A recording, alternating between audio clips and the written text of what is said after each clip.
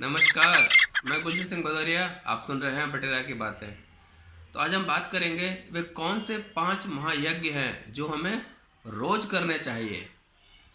यजुर्वेद में यज्ञों की विशेषता के बारे में बताया गया है। यज्ञ यानी संपूर्ण समर्पण भाव से की गई कोई भी आराधना जिससे मनुष्यता को लाभ हो, उसे हम यज्ञ कह सकते हैं।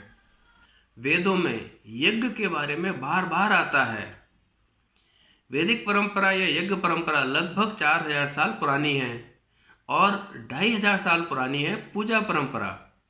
यज्ञ में हम अग्नि के माध्यम से देवताओं का आह्वान करते हैं। इसे हम निगम परंपरा कहते हैं। गृह सूत्र जहाँ विधियों के बारे में बात करते हैं, तब यह शब्द आता है पूजा। पूजा की परंपरा को हम अगम परंपरा कहते हैं। गृह सूत्र में शब्द आता है आप पूजनीय हो। यहाँ से पूजा शब्द आता है। कुछ लोगों का ऐसा मानना है कि अगम परंपरा दक्षिण भारत से उत्तर भारत की तरफ गई। जैसे तमिल में एक शब्द आता है पुजई या पुसई। इसका मतलब है फूल, फूलों का देना। पूजा में हम फूलों को देते हैं, लेकिन यज्ञ में हम फूलों का इस्तेमाल नहीं करते हैं। तो यजुर्वेद में वो कौन से 5 महायज्ञ हैं जो हमें रोज करने चाहिए, आइए देखते हैं। पहला महायज्ञ हमें जो रोज करना चाहिए वह है ब्रह्म यज्ञ। ब्रह्म यज्ञ, कुछ विद्वानों का ऐसा मानना है कि ब्रह्म यज्ञ मतलब हमें खाना खिलाना चाहिए, ब्राह्मणों को खाना खिलाना चाहिए। ये आपकी मर्जी है, आप खाना खिला सकते हैं। लेकिन ब्रह्म यज्ञ का मूल अर्थ है ज्ञान। हमें ज्ञान की प्राप्ति होनी चाहिए। हमें ज्ञान पाने के लिए एक दिन में कुछ समय निकालना चाहिए। जैसे अगर आप विद्यार्थी हैं, स्टूडेंट हैं, तो आप स्कूल में ज्ञान प्राप्त करते हैं। अगर आप किसी तरह का व्यापार कर रहे हैं तो आपको यह ज्ञान प्राप्त करना चाहिए कि कैसे हम लाभ से शुभ लाभ की तरफ जाएं। जो ज्ञान है वो अनंत है, वो ब्रह्मांड की तरह ज्ञान अनंत है। हमें दिन में कुछ पल उस ज्ञान के प्रति समर्पित होना चाहिए। जैसे कि एक ऋषि हुआ करते थे जिन्होंने अपने एक जीवन में एक वेद का पाठ किया। उनकी मृत्यु होने के बाद वो स्वर्गलोक गए और उन्होंने इंद्र से विनती की कि मुझे एक मनुष्य जीवन और दे ताकि मैं दूसरे वेद का पाठ कर सकूं। तो इंद्र ने उन्हें एक और मनुष्य का जीवन प्रदान किया। उन्होंने उस दूसरे मनुष्य के जीवन में दूसरे वेद का पाठ किया। फिर जब उनकी मृत्यु हुई तो जब वो दोबारा स्वर्ग गए तो उन्होंने इंद्र से फिर प्रार्थना की कि आप मुझे एक मनुष्य का जन्म और दे दें ताकि मैं तीसरे वेद का पाठ कर सकूं। तब इंद्र उन ऋषि के साथ पृथ्वीलोक में आए और उन्होंने एक पहाड़ दिखाया, पुस्तकों का पहाड़। और उस पहाड़ से एक मुट्ठी भरी, उस मुट्ठी में कई वेद निकले। तो इंद्र कहते हैं कि ज्ञान अनंत है, ये पहाड़ों का ज्ञान है, इसके लिए एक जीवन कम पड़ जाएगा। तो हमें अपने एक दिन में कुछ समय ज्ञान के लिए भी निकालना चाहिए। आत्मज्ञान की तरफ बढ़ना चाहिए। यही ब्रह्म ज्ञान है, यही ब्रह्म यज्ञ है। तो दूसरा यज्ञ है देव यज्ञ। आपके जो भी इष्ट देवता है, गृह देवता है, ग्राम देवता है या नगर देवता है, दिन में कुछ पल आप उनकी पूजा करें, उनका दर्शन करें, उनकी कथाएं पढ़ें, उनके आख्यान पढ़ें, निर्गुण और सरगुण भाव को समझें। हम उन आख्यानों से हम क्या सीख सकते हैं, हम क्या पा सकते हैं, क्या हम एक अच्छे मनुष्य बन सकते हैं उनकी कहानियों से, उनके आख्यानों से। उस क को अगर आप संसार में डालते हैं तो संस्कार बनते हैं और संस्कृति बनती है। तीसरा है पितृयज्ञ। हमारे पितरों ने जो प्यार और परवरिश की परंपरा चलाई है, उस परंपरा का सम्मान करते हुए हमें अपने पितरों को दिन में एक बार जरूर याद करना चाहिए। हमारे पितरों ने न जाने कितनी प्राकृतिक आपदाएं, कोरोना वायरस, सूखा, बाढ़ और क्या क्या सहते हुए हमें यहाँ तक पहुँचाया है। इसीलिए हम पितरों को देवतुल्य मानते हैं।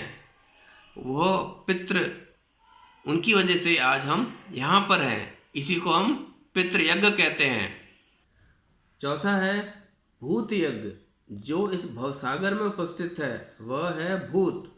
जैसे पंच महाभूत अग्नि, जल, वायु, पृथ्वी, आकाश, पेड़ पौधे, पक्षी जो जीवित हैं, जिनमें प्राण हैं, जो सजीव हैं, वे हैं भूत। हमें इन पंचभूतों के बारे में भी दिन में एक बार जरूर सोचना चाहिए। डॉक्टर के हिसाब से हमें दिन में 8 गिलास पानी पीना चाहिए। 1 गिलास पानी तो हम इन पंचभूतों को भी दे सकते हैं, क्योंकि संस्कृति प्रकृति पर निर्भर है। हमें इन पंचभूतों के बारे में भी सोचना चाहिए। दिन में हमें एक बार भूत यज्ञ भी करना चाहिए। 5वां है मनुष्य यज्ञ। हमारे आसपास जो मनुष्य हैं, हमें उनका ध्यान रखना चाहिए। हमारे आसपास जो मनुष्य हैं, हमारे घर में जो मनुष्य हैं, हमारे बाहर जो मनुष्य हैं, हमें दिन में कुछ समय उनके लिए भी निकालना चाहिए। बच्चों के साथ कुछ समय बिताएं, अपने घर वालों के साथ कुछ समय बिताएं, अपने बुजुर्गों के साथ कुछ समय बिताएं, क्योंकि उन्हें दाना पानी तो मिल ही जाता है, लेकिन प्यार, प्रोत्साहन, सहारा, केयर, ये हमें मनुष्य यज्ञ की तरफ ले जाता है। तो हमें दिन में एक बार मनुष्य यज्ञ भी करना चाहिए। तो ये 5 यज्ञ, ये पंच यज्ञ हमें दिन में रोज करने चाहिए, क्योंकि यज्ञ में यजमान पहले देता है और देवता पहले लेता है। जब हम बच्चे होते हैं, जब हम जन्म लेते हैं, तब हम देवता होते हैं। हमारे माता पिता, हमारे शिक्षक, हमारे गुरु हमें देते हैं यजमान बन के। और जब बच्चे बड़े हो जाते हैं, सयाने हो जाते हैं, तब उन्हें यजमान बनना चाहिए। अपने माता पिता, अपने शिक्षक, अपने गुरु को यजमान बन के देना चाहिए। तो यजमान पहले देता है और देवता पहले लेता है। ये पंच यज्ञ हमारे हाथ में है। हमारे 5 उंगलियों की तरह ये पंच यज्ञ हैं। जैसे प्रकृति को हम ऐसे देते हैं, पितरों को हम ऐसे देते हैं, अपनों को हम ऐसे परोसते हैं, पशु पक्षियों को हम ऐसे देते हैं, बाद में हम खुद खाते हैं। तो मेरा ऐसा मानना है कि हमें अपने जीवन में ये 5 यज्ञ रोज करने चाहिए। हमें पहले यजमान बनना चाहिए। अगर हम यजमान बनेंगे तो ही हम देवता बन सकते हैं। अश्वमेघ यज्ञ, राजसूय यज्ञ, ये सब तो चक्रवर्ती बनने के लिए किया जाता था, ताकि अब अपने राज्य की सीमाओं को बढ़ा सकें। वो पुरानी बात हो गई। इस युग की बात यह है कि आप यज्ञ द्वारा अपने मन का विस्तार करें, अपने मन की सीमाओं को बढ़ाएं, उसमें विद्या आने दें, उसमें हमें यजमान को समझें और हम उसमें देवता को भी समझें। कुछ पाने के लिए हमें पहले कुछ देना पड़ता है। अनंत आख्यानों में छुपा है सनातन सत्य, वो अनंत है, कथाएं भी अनंत हैं। आप इसे सब्सक्राइब करें, शेयर करें। नमस्कार।